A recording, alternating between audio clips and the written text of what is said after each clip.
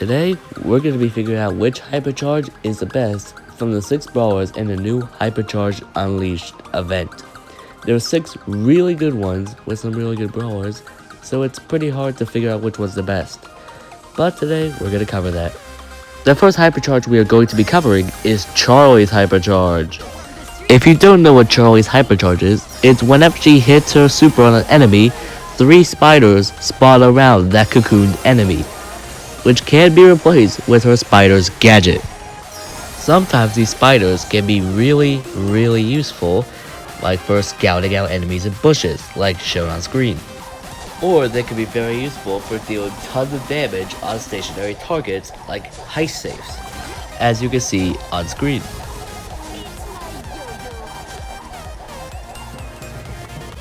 A lot of the times though, when your spiders are out of the field, they will easily get destroyed as they have little health and no ranged attacks.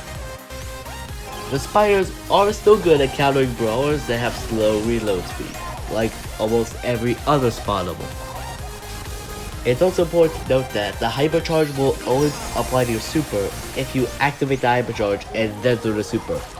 Not if your super is still going and then you activate the Hypercharge.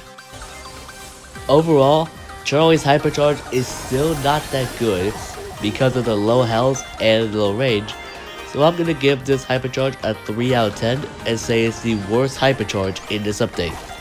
Though that could be it's the most balanced. But let's go to the next Hypercharge. Goet Hypercharge! Goet Hypercharge, Teen Spirit, basically gives Goet a slower version of her super, on top of her super, which can lead to really high damage.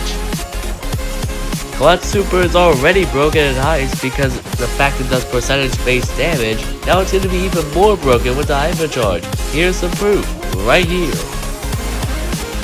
25% of the heist safe gone. If you think Goet's now only going to be broken in heist, think again, because Goet's now a crazy Charlie counter, thanks to the fact that Teen Spirit is slower than Goet's typical super. It also only takes 10 hits for the behemoth of a Hypercharge to charge up.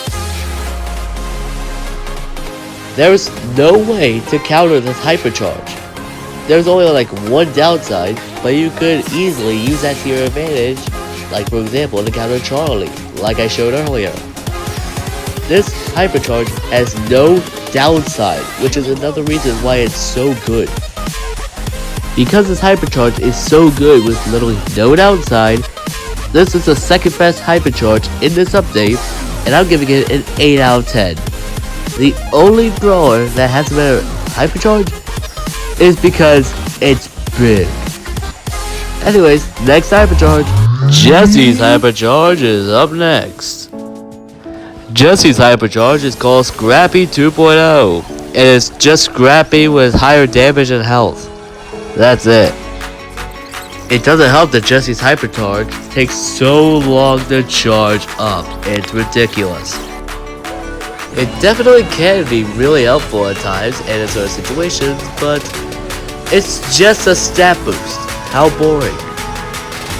I've had games in Hypercharge Unleashed where I didn't even get my Hypercharge with Jesse. That says so much.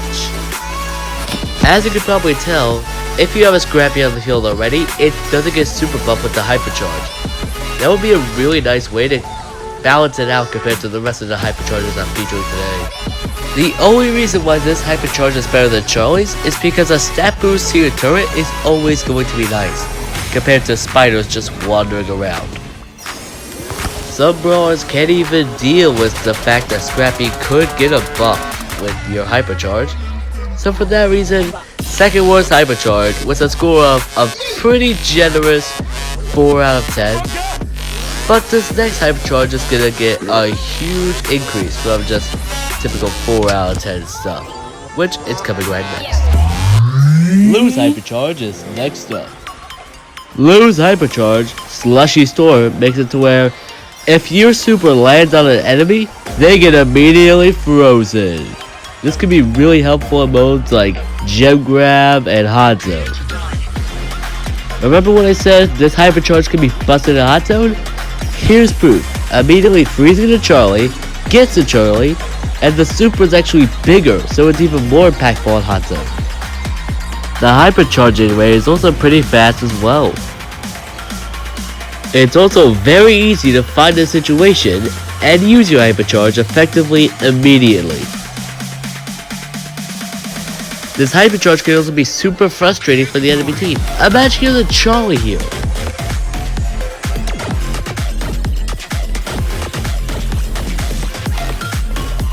Also, the stat buff you get is so big. You go from dealing 880 to 1100 flat.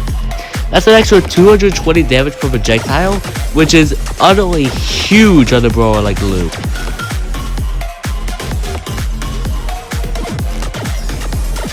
With everything in mind, Lou's Hypercharge is definitely the best, though it's a close contender with Colette's Teen Spirit. I'm giving this the best Hypercharge a 9 out of 10, because it can affect so much of the map for so much longer. Well done, Lou. Next Hypercharge? Second to last up is Maisie. Maisie's Hypercharge is simple. Use your super, 6 of your main attacks go in 6 different directions. Yes, it's easy to understand, but it is very hard to hit a target with one of these 6 projectiles. But still, it's better because Maisie gets a super a lot. I did get a game where all 6 of projectiles hit the high save, but I wasn't recording during that game. But it does a lot of damage if you're able to perfect it. Maisie's Hypercharge is definitely best used right on top of the high save, or if you get lucky, a siege hike. But besides that, you better only get a lucky shot, but with how often you get the Hypercharge, it'll happen at least once a game. But like I said, you either have to hit a stationary target like a high save, or get lucky. So because of that, 4 is best Hypercharge with a 5 out of 10, I'd say, because of those situations where you do hit a high save or a siege hike or a stationary target and get a lot of damage and maybe even your super back. Those situations, it is satisfying, but if it doesn't happen, then it's effectively useless, so split down the middle. Last up is Rosa. Rosa's Hypercharge is simple. Use your super, slowing area around you for the entire length of your super, and it still applies if you use your super during the Hypercharge and your Hypercharge wears off. As you can expect, it doesn't change your super if you activate your Hypercharge while your super is active. But still, the damage buff you get from it is enough for Rosa to be a beast with it, as you can see on your screens.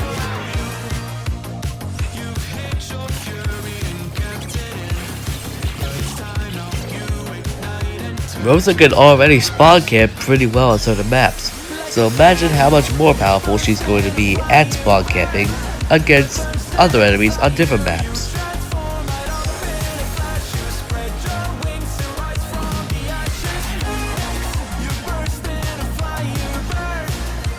It's very easy to be overconfident with this, though, as you can see on here. Just be a little bit wary of your situation so something like this doesn't happen to you. Rosa still isn't really that good even with the Hypercharge, so you can have some amazing plays. Still, it's the 3rd best Hypercharge this update, with I'm going to give a 6 out of 10. Partially because of the stat boost you get with it, and also because the slowing area is huge.